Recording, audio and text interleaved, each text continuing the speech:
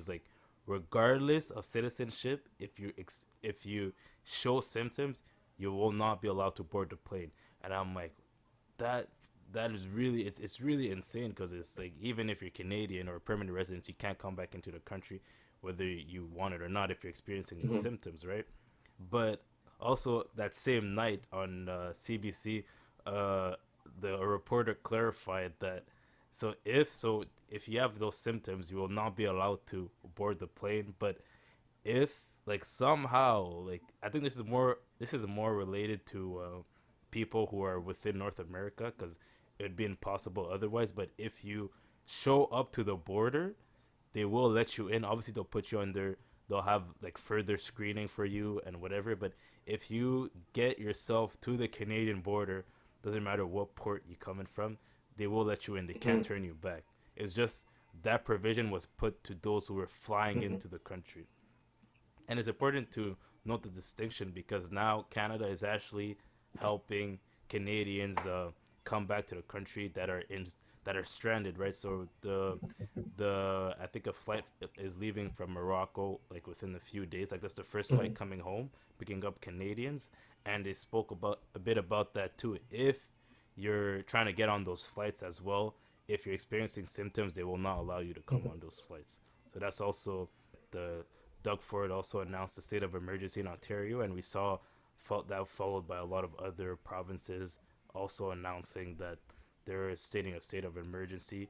Because on top of that, you need to be a state of emergency allows you to appropriate funds towards specifically combating the virus. So what we see in Canada is there is a shortage in terms of nasal swabs for the test. So even though we have tested 66,000 Canadians, like, in some provinces such as Alberta, they're testing about 2,000 people a day, I believe, and they know they're not going to be able to stay at that rate forever. So there's a shortage in nasal swabs, and state of emergencies allow there to be more money attributed to the production of those medical supplies, and for in order to, let's say, minimize the impact on those, like, the scarcity of our tests, because let's be real, we don't have like enough tests for the whole country.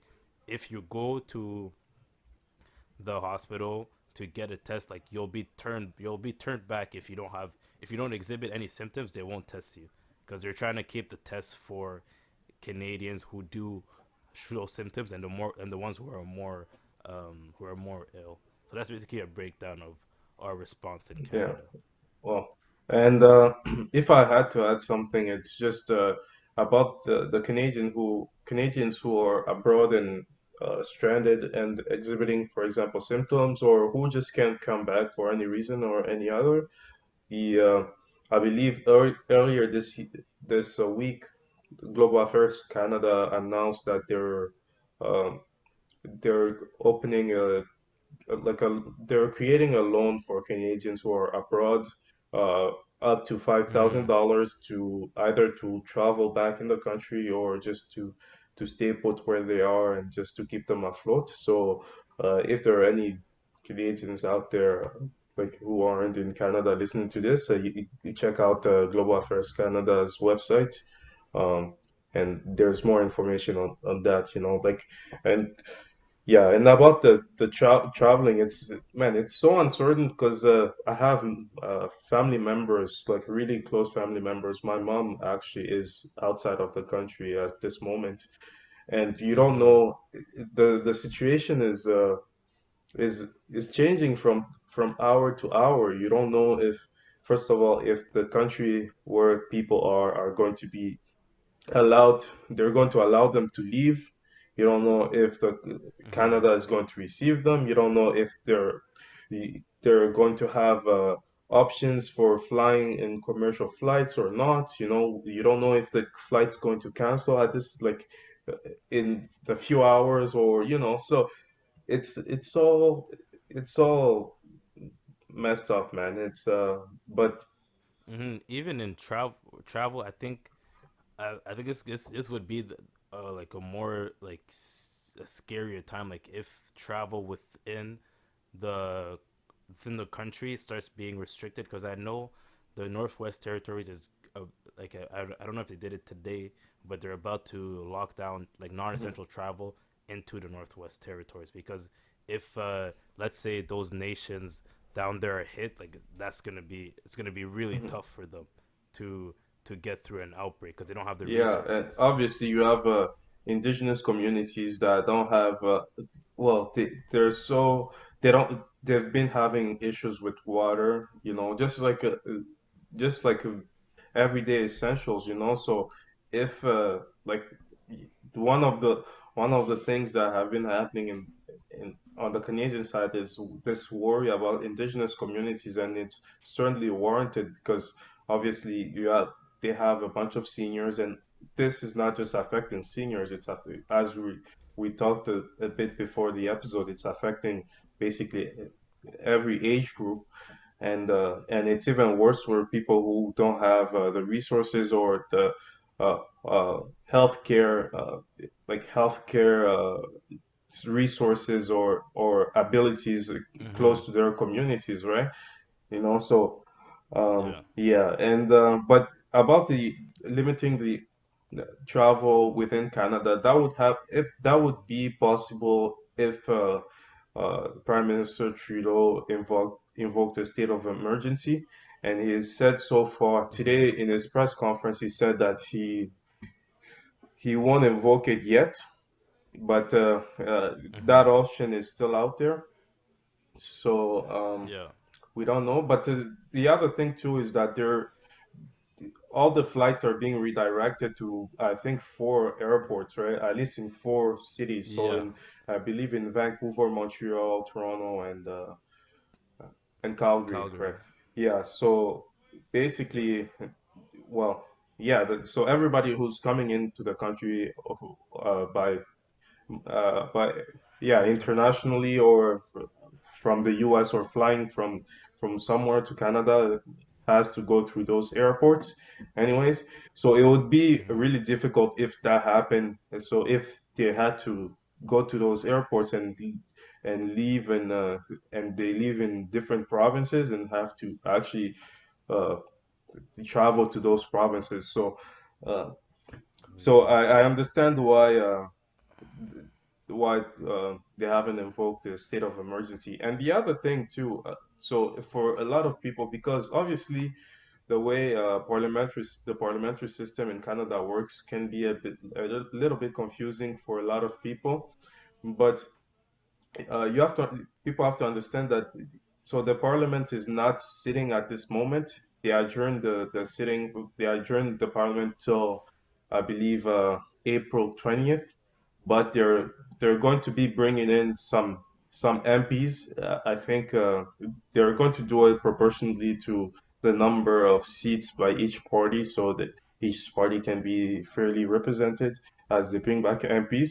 Because Mm-hmm. they need to bring back MPs to spend some money first of all, because obviously the parliament has to approve the expenditures of of the government. So so far, obviously Bill Morneau was supposed to present like in normal times, he was supposed to present the budget on March 20th.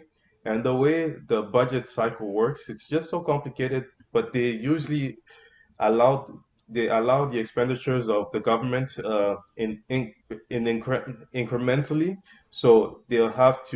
Mm-hmm. So they'll have to pass, let's say they'll give like 1/10 of of last year's budget. So they'll use the estimates of last year's budget and allow, for example, 1/10 of that money to keep um, the business of the government operating.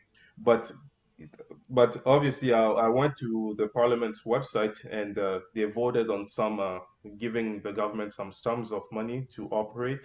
But obviously, that won't be enough in so far. So all the basically pretty, I believe almost all the money that you said the government is going to be spending. I think the $80 billion there.